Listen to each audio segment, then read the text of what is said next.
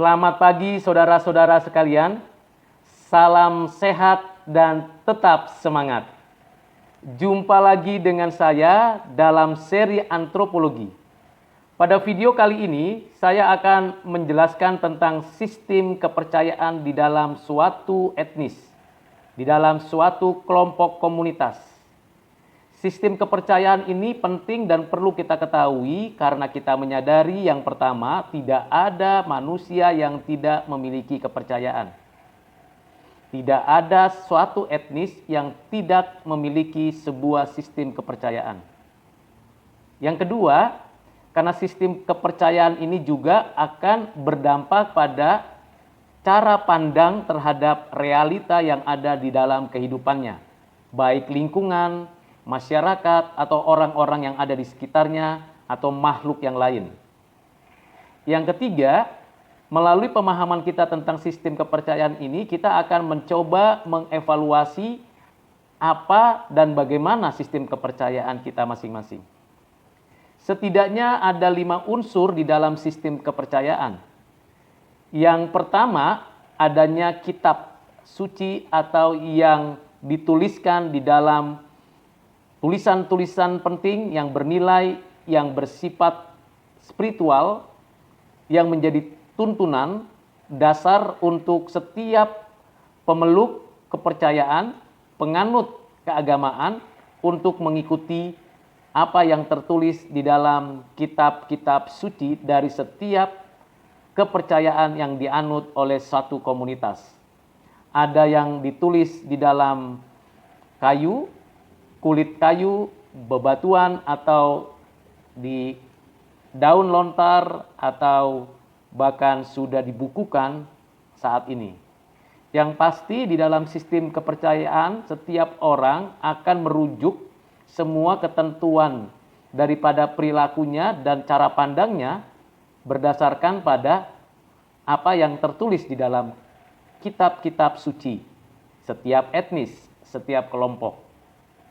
Yang kedua adalah pendiri dan pemimpin daripada kepercayaan itu yang akan mengatur, memberikan arah, memberikan bimbingan berdasarkan pada ketentuan yang ada dalam kitab suci dari setiap etnis, setiap kepercayaan tersebut. Para pendiri dan pemimpin daripada kepercayaan yang ada di dalam suatu etnis memiliki otoritas, kuasa, dan kekuatan yang bersifat spiritual, mistis, bahkan diagungkan. Sehingga kondisi dan status daripada posisi pemimpin ini sangat penting di dalam sistem kepercayaan. Yang ketiga adalah umat. Tidak mungkin ada sistem kepercayaan kalau tidak ada umatnya atau yang mendukungnya atau pemeluk kepercayaan tersebut, penganut kepercayaan tersebut. Setiap sistem kepercayaan ada umatnya yang meyakini bahwa pemimpin atau pendiri dari kepercayaan itu akan memberikan arah yang baik untuk kehidupan moral, kehidupan sosial, kehidupan yang nyata di dalam keseharian untuk bergantung, bersandar kepada yang disembah oleh komunitas umat tersebut di dalam satu etnis. Umat ini tentunya akan berupaya mengikuti semua acara, upacara, keagamaan, kepercayaan yang sudah diatur di dalam kitab suci, yang sudah diajarkan oleh para pendiri dan pemimpin daripada sebuah kepercayaan. Yang keempat adalah tempat ibadah, tempat pelaksanaan acara dan upacara tersebut. Tentunya segala sesuatu yang berkaitan dengan tempat, perangkat, peralatan berkaitan dengan ibadah, upacara, acara, kepercayaan itu akan disusun sedemikian rupa di dalam sebuah susunan yang teratur berdasarkan tadi kitab suci yang ada di dalam sistem kepercayaan tersebut. Tempat ini penting karena dengan adanya tempat ini maka umat akan berkumpul, orang-orang yang mengaku percaya dengan kepercayaan yang sama akan bersama-sama di tempat itu menyampaikan persembahan, doa, bahkan lagu-lagu, pujian, dan segala sesuatu yang mungkin bisa ditampilkan, dihadirkan, termasuk tari-tarian, musik, dan hal-hal yang berkaitan dengan sistem kepercayaan. Nah, tempat ini bukan hanya sekedar tempat biasa, bukan tempat tinggal, bukan rumah tinggal, bukan tempat untuk menyimpan barang-barang yang diperlukan seperti gudang dan sebagainya, tetapi tempat ini spesial, khusus, dikhususkan untuk ibadah-ibadah kepercayaan. Di tempat ini tentunya akan ada simbol-simbol kepercayaan dari sebuah etnis, sebuah kelompok, sebuah komunitas dari pendukung, penganut, umat dari kepercayaan tersebut.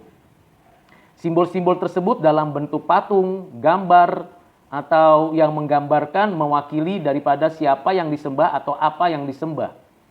Dan ini tentunya umum dimanapun berlaku dan ada. Dan yang terakhir adalah upacara dan acara itu tersebut. Upacara dan acara daripada setiap etnis dalam menyelenggarakan kepercayaannya, maka setiap etnis akan berusaha untuk menyelenggarakannya berdasarkan urut-urutan ketentuan yang berlaku. Nah, apa yang saya mau sampaikan di dalam 5 unsur tersebut? Tentunya di dalam konteks kekinian, kita sudah mengetahui bahwa ada kepercayaan yang sudah memiliki legalitas secara formal di dalam sebuah negara, dianggap sebagai sebuah agama. Dan kita juga harus mengakui dan menyadari bahwa ternyata ada juga sistem kepercayaan dan keyakinan dari satu komunitas, satu etnis, satu kelompok yang secara formal kenegaraan bukan disebut agama. Di dalam konteks antropologi, khususnya antropologi budaya dan tentunya antropologi sosial, keagamaan dan kepercayaan itu merupakan satu kesatuan yang sama. Istilah, terminologi, konsepnya, konstruksinya tetap adalah identik sama.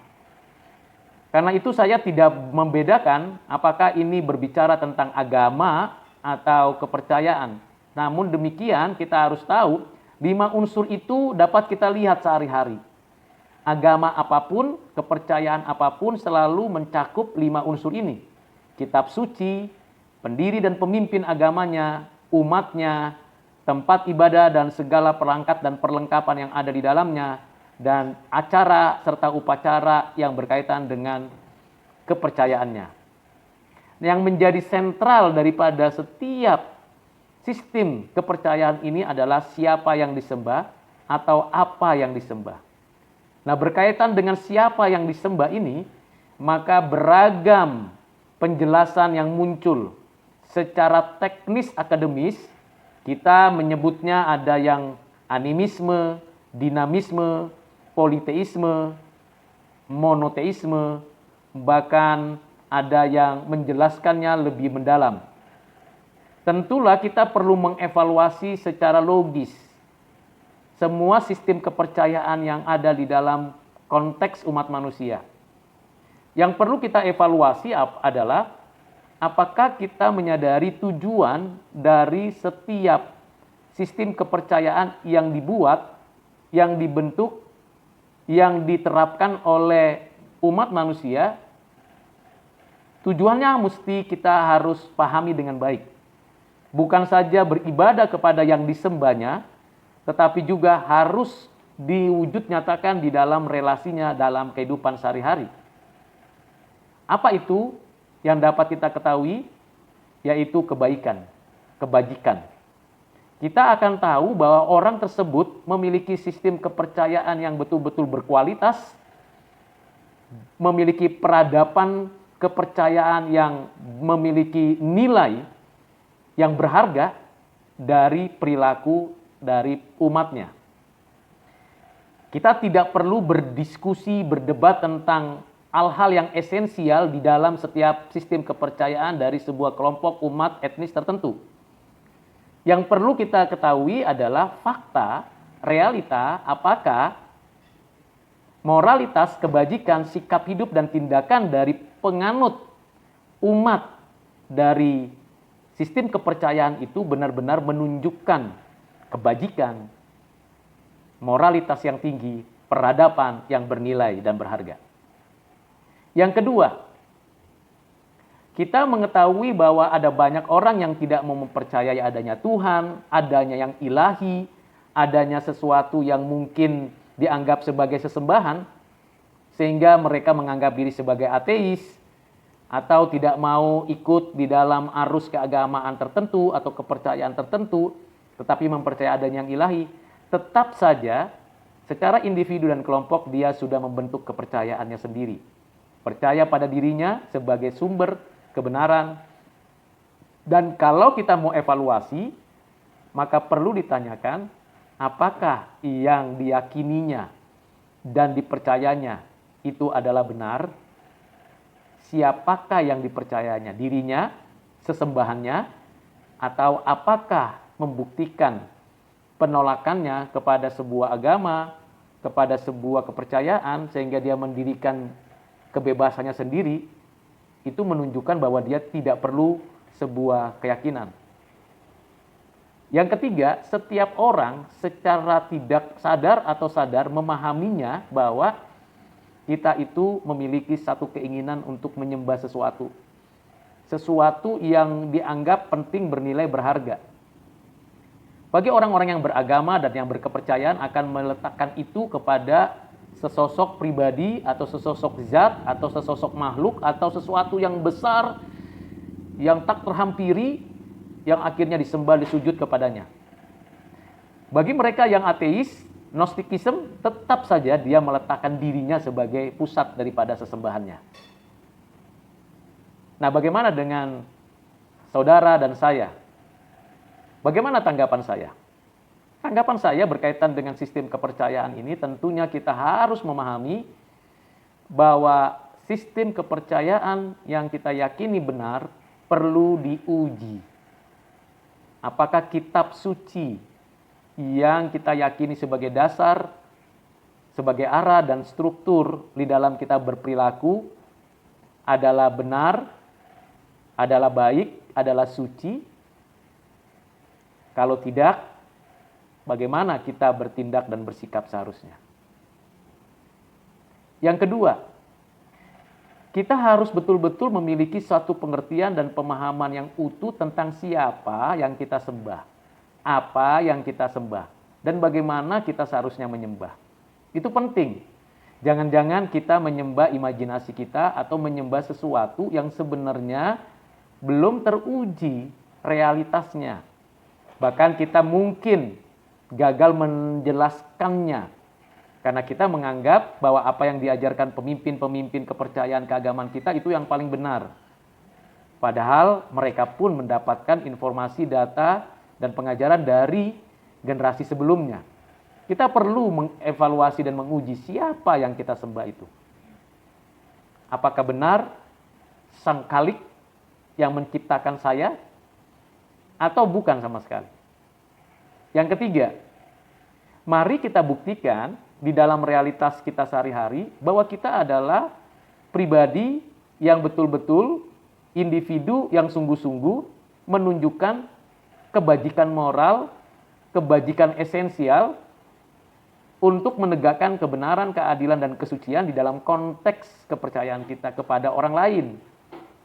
Kalau kita merugikan diri kita, merugikan orang lain, merusak harkat dan martabat sebuah komunitas, atau dalam relasi kita dengan pihak lain itu merusak, mengganggu, bukankah sistem kepercayaan kita itu harus kita evaluasi? Bahkan kalau perlu kita tinggalkan. Kita beralih ke sistem kepercayaan yang betul-betul dapat dipertanggungjawabkan secara historis, secara akademis, secara rasional, dan secara pragmatis. Demikian penjelasan dan pemahaman saya tentang sistem kepercayaan. Kiranya saudara yang menyaksikan video ini dapat tergugah hatinya dan dapat memikirkan ulang. Kitab suci yang dipercaya, siapa yang disembah, dan fakta daripada kehidupan kepercayaan kita. Jumpa lagi pada video selanjutnya untuk menjelaskan seri-seri pengajaran tentang antropologi.